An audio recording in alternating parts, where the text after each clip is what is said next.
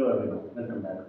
अच्छा, प्रीवियसली जो हमने फंडामेंटल्स ऑफ केमिस्ट्री पढ़े हैं उसके अंदर हमने जो है ना केमिस्ट्री के जो बेसिक टर्म्स थे वो देखी हैं। तो आज एक नया चैप्टर शुरू करने जा रहे हैं, स्ट्रक्चर ऑफ एटम।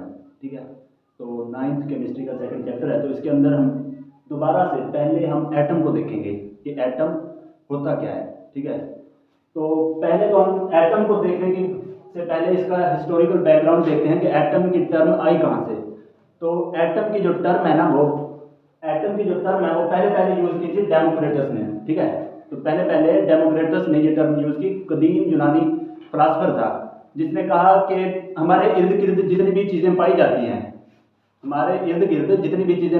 हैं इनमें ये सब किसी न किसी जगह पर जाके एक जैसी चीज से मिलकर बनी हुई है। मतलब हर चीज जो हमारे इर्द गिर्द पाई जाती है उसका कोई ना कोई छोटा जर्रा है जो कि उन चीजों को मिलकर बना रहा है। फर्ज कर लें कि हमारे पास ये एक मैटर का टुकड़ा है।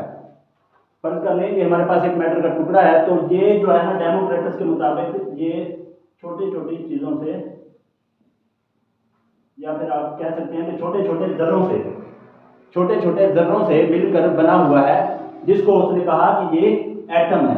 ठीक है, तो उसने इसे एक एटम का नाम दिया। एटम का मतलब ही यही है कि इनडिवाइजेबल, मतलब जिसको डिवाइड नहीं किया जा सकता मजीद।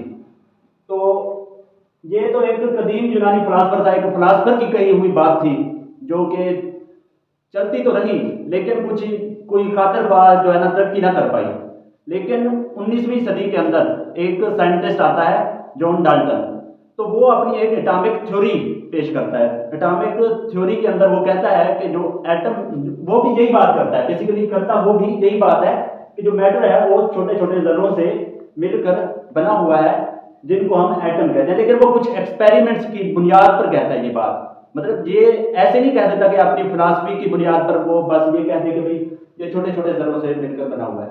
वो कुछ एक्सपेरिमेंट्स परफॉर्म करके उनकी बुनियाद पर एक थ्योरी पेश करता है, साइंटिफिक थ्योरी।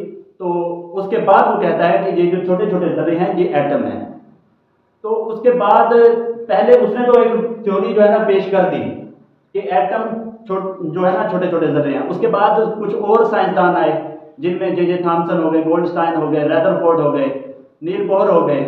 उन्होंने इसकी थ्योरी को भी गलत साबित किया। गलत ऐसे साबित किया कि इन्होंने, डेमोक्रेटस था या जॉन डाल्टन था, इनके मुताबिक यही था कि जो एटम है वो इनडिवाइजेबल है, वो डिवाइड नहीं हो सकता। लेकिन जब जे थॉमसन, रदरफोर्ड और नील बोहर आए तो उन्होंने एक्सपेरिमेंट्स जब परफॉर्म किए तो उन्होंने कहा कि एटम मजीद डिवाइड हो सकता है। एटम के अंदर भी मजीद चीजें पाई जाती हैं जो कि एटम को भी बना रही हैं। ठीक है, एटम तो मैटर को बना रहा है लेकिन एटम को भी कुछ चीजें बना रही हैं। उन्होंने एक्सपेरिमेंट्स के जरिए उन चीजों को भी दरियाफ्त किया। तो बेसिकली जो सेकंड चैप्टर है स्ट्रक्चर ऑफ एटम, ये इन्हीं चीजों पे जो है ना इन्हीं चीजों के गिर्द घूमेगा। कि आपको पहले पहले जॉन डाल्टन की थ्योरी बताई जाएगी कि जॉन डाल्टन ने क्या कहा था एटम के बारे में। उसके बाद आपको जे थॉमसन के एक्सपेरिमेंट्स बताए जाएंगे। उसके बाद आपको गोल्डस्टाइन के एक्सपेरिमेंट, रदरफोर्ड के, उसके बाद नील बोहर के, और उसके बाद एटम का एक स्ट्रक्चर इन सब के एक्सपेरिमेंट्स की बुनियाद पर बनाया जाएगा।